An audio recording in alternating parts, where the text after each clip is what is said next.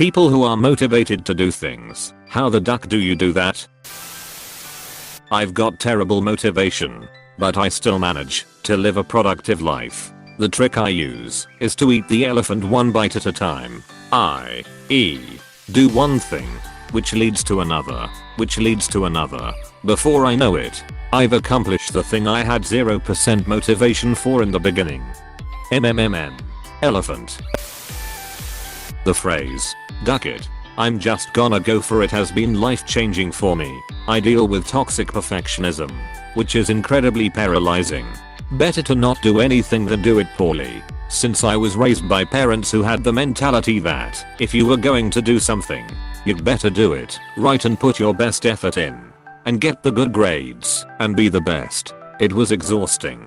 But then I saw a meme that explained that the duck it mentality basically accepts whatever the outcome is. It doesn't have to be perfect, and if something is worth doing, it's at least worth doing poorly. And I basically got mad at everyone and at life, and now I'm going to do it, and I'll try to do the best I can.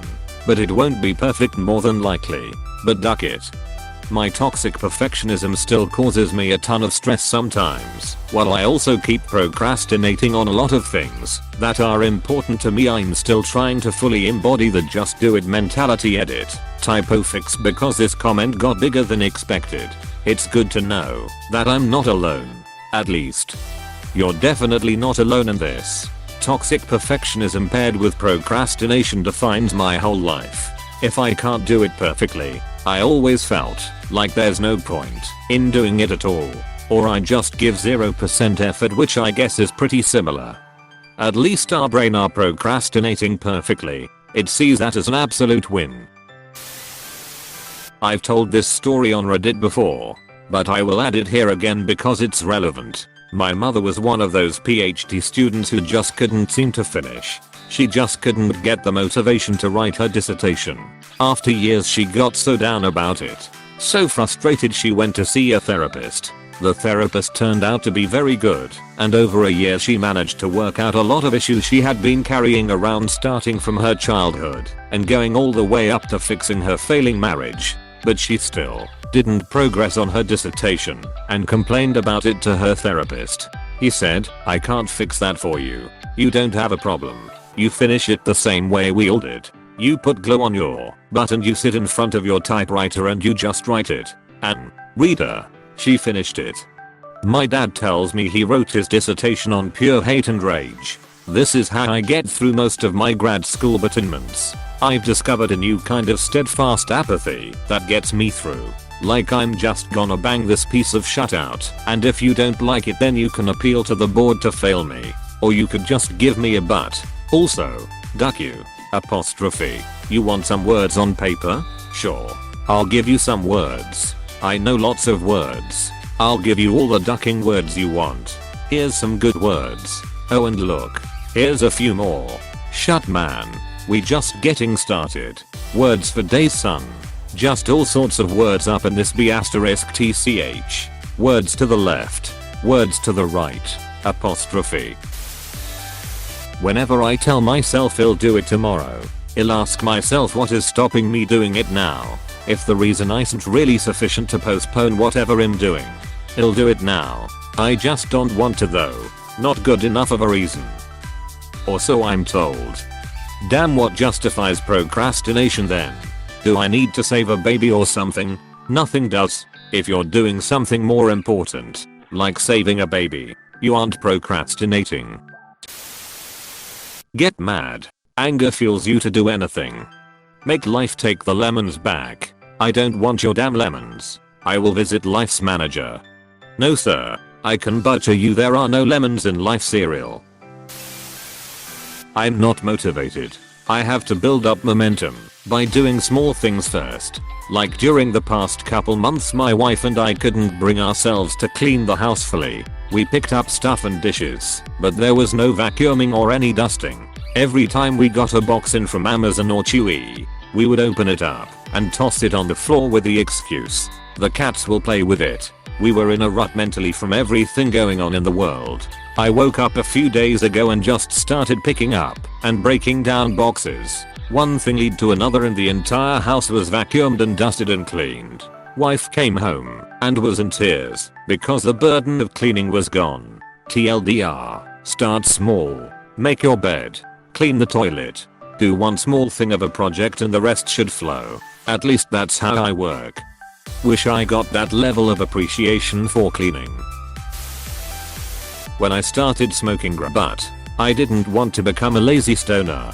So I told myself that every time I smoked, I would make a point of getting one productive thing done. Do laundry, mow lawn, dishes, or other chores before I smoked again. Now I'm an incredibly high functioning stoner. High functioning. I love stone chores. Some days I'll wake and bake, put on a stupid movie I've seen 1000 times, and clean the shut out of my apartment. It took my BF years to accept I'm often more productive stoned, even with non-chore things. It keeps the anxious voices in the back of my head at bay, so I can focus on other things. I want to try this someday. Whenever I go to clean up, tidy up clutter, I get bogged down in whether it should be thrown out or not, and it seems like an impossible task and stresses me out. I'm pretty ruthless about throwing things away. It's one of my favorite things about me. I highly recommend it. Chances are you won't miss almost anything you're even considering throwing away. So if the question comes up, don't even think about it. The answer is always yes. I hate stuff that just sits around with no purpose. But my so likes to hang on to things that I feel have no value, but he does. For example, an old bike helmet from 10 years ago. Spoiler alert. He has not rode a bike since then and has no plans to. I don't understand his perspective, but I respect his items and leave it in storage. He tried to convince me to keep items of mine that I did not want. A decor item I had when I was very young and does not match my adult taste at all. I said, you can do what you want with your things, but if I want to donate, toss my junk, that's my business. He grumbled but relented. He is not a hoarder, but he keeps random items that serve no purpose. They aren't even sentimental. They clutter our garage, which irks me. Remove the decision. Commit and go for it. Your answer isn't getting enough credit. You school yourself to not ask, do I want to do this? If something needs to be done, you just start it. If desire is taken out of consideration, procrastination is a non-factor. I tried that, but still dropped out because I simply lack any will or drive at all. I only just recently figured out why this happens to me a lot. I've noticed that starting a task that is necessary but undesirable works best for me if I don't think about it at all. Because most of the routine stuff that I've done 500 times already take no effort or thought to start. This gave me the idea that it's actually like training a muscle. So I'm trying to approach it like a training exercise. Okay, I don't feel like starting the task, but by starting it anyway, I'm one step closer to retraining my brain. Also, my therapist keeps insisting that I need to pat myself on the back for starting a task I'm dreading, for working on any task, and for finishing something, whatever the result, not just for finishing the task to perfection. She suggested I make myself work on it for 15 minutes, for the really bad ones that seem like mountains, and then I can take a break and reward myself. Sometimes those 15 minutes feel like walking in molebuts, but more times I get into some kind of flow. But the idea that I'm allowed to take a break helps. I will let you know when this all works so well that I don't procrastinate anymore. Should be somewhere around 2080, when I'm 104. Also, with my AdMeds it's a lot easier. I wish I had tried them sooner. I was 42. I will legit give myself an "at a girl" out loud for like 30 seconds. Just self-praise for starting anything, but especially the things that are hard for me or that I don't like doing. For a lot of people, including myself, high productivity is driven by anxiety. We feel this compulsive need to organize, prioritize, and accomplish something as it feels wrong not to. Moments of stillness or tranquility are moments that could be spent achieving something. Benefit of this terrible mindset is that shit gets done, but we feel like we are dying on the inside. Many high function people don't realize this is the case. I'm aware of it because I burned out. Being mega driven is a great thing, when a proper balance is stricken. But I can guarantee that it is just as miserable as being totally unproductive. There is no happiness in getting all the tasks done.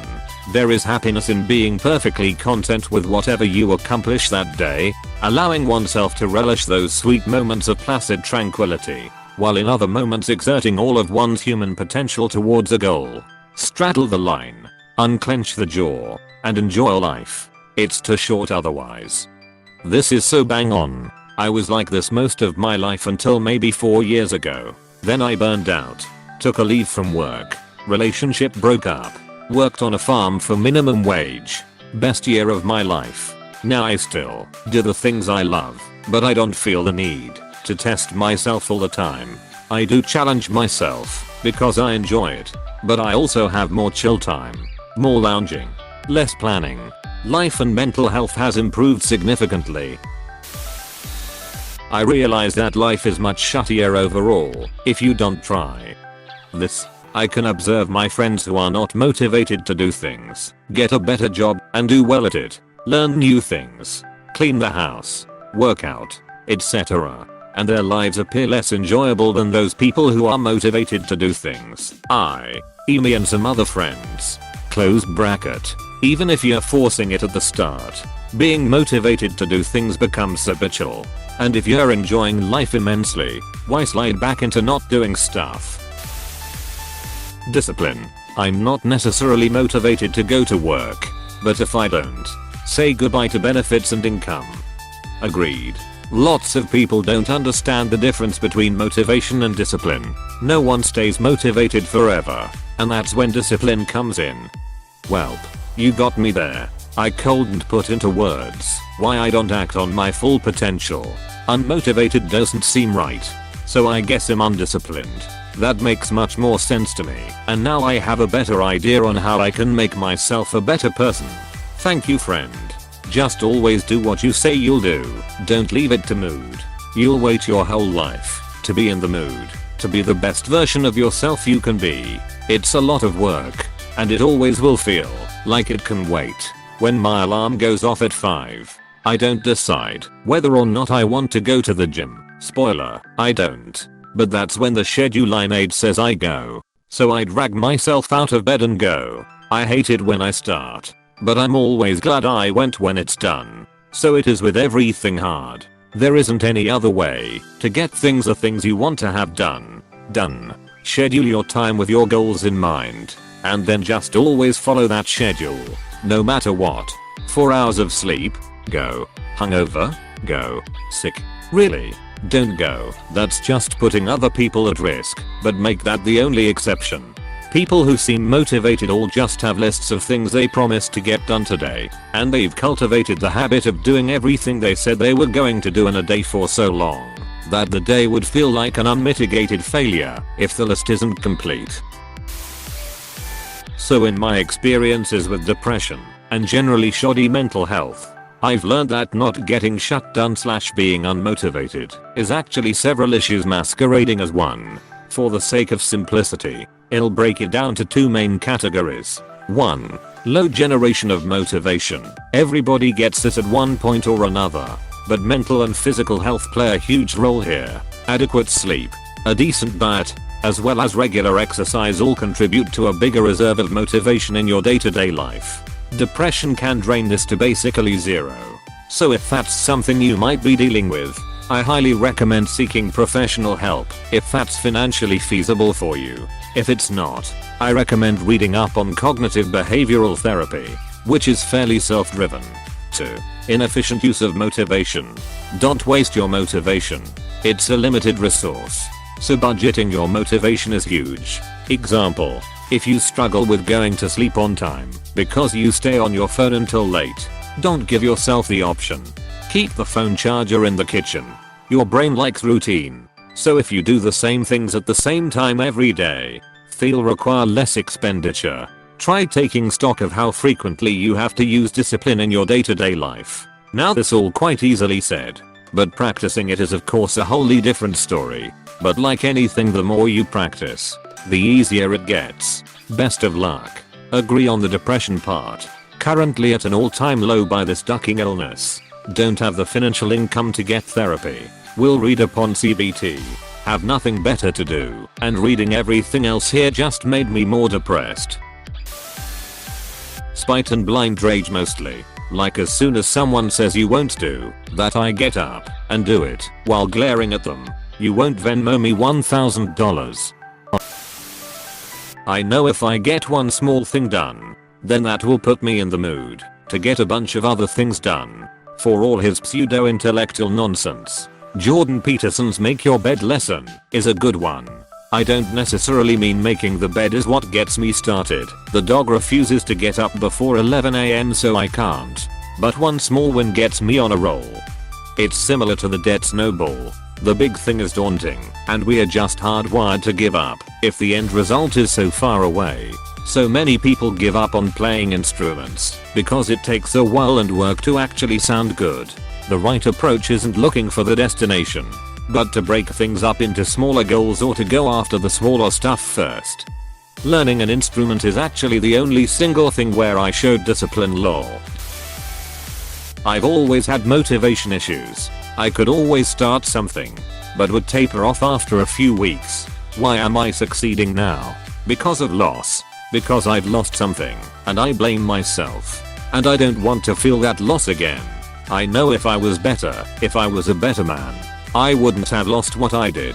I used to use the idea of happiness as a motivating impulse. But honestly, it doesn't take a lot to be happy. And to turn that happiness into contentness is even easier. It's easy to lower expectations and to just settle for what you got. So I'm using the feeling of defeat as motivation. I don't want to feel defeated anymore. I only want to succeed from now on. So no matter how happy I get or how empowered I feel, I think back to the time where I was content with my standing in life, and then I lost. Every time I run and want to slow down, I think about how I slowed down before. Every time I want to sleep in and not make my bed, I remind myself of what happened when I did that before. When I look at my career, my education, my desires, my budgets, every time I've settled for less, these shortcomings created losses in my life. And I don't want to suffer that anymore. I'm going to be a better man now. I'm not going to settle. And I'm damn sure not going to slow down. Hey, thanks so much for watching. If you want more videos, don't forget to like and subscribe. You are helping me a lot. Thanks again.